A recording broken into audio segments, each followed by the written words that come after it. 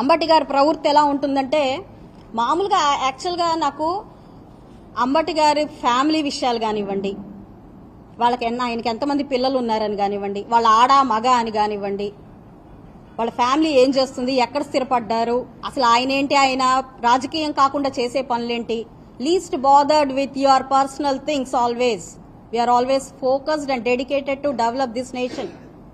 అర్థమైందమ్మా? మాకు తెలియదు కూడా తెలీదు.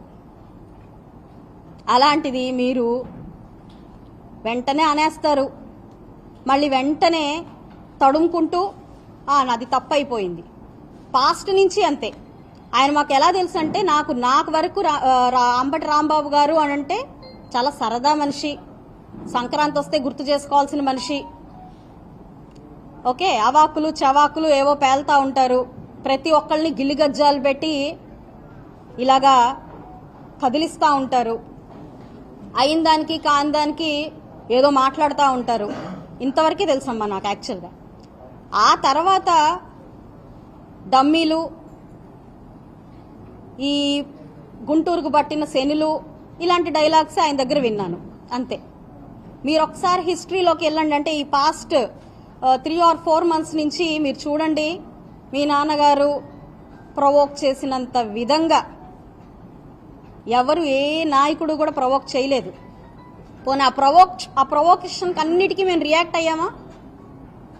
మీ ఎమ్మెల్యేలు ఇలా, మీ ఎంపీలు ఇలా, మీ మినిస్టర్లు ఇలా అని ఇష్టం వచ్చినట్టు మాట్లాడారు. ఆయన దేనికైనా బయటకు వచ్చామా? అలా ఎలా మాట్లాడతారు మీరు అని చెప్పి ఎప్పుడైనా అడిగామా? నన్ను డమ్మీ అంటావా, మీ నాన్న సారీ చెప్పాలి అని మీ నాన్నగారు నేను అడిగానా?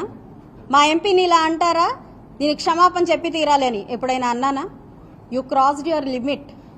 సీఎం అన్నారు మీరు, రాష్ట్ర ప్రజలకు ఏం మెసేజ్ ఇస్తున్నారు? I'm asking people of the state today, ఇది ఏం మెసేజ్ అండి? ఇలా మాట్లాడచ్చా? ఆవేశంతో మాట్లాడండి. స్పర్ ఆఫ్ ద మూమెంట్ కాదండి, it's a pre planned event. I'm telling you, it's a pre planned event to just divert the things. అది అవసరమా?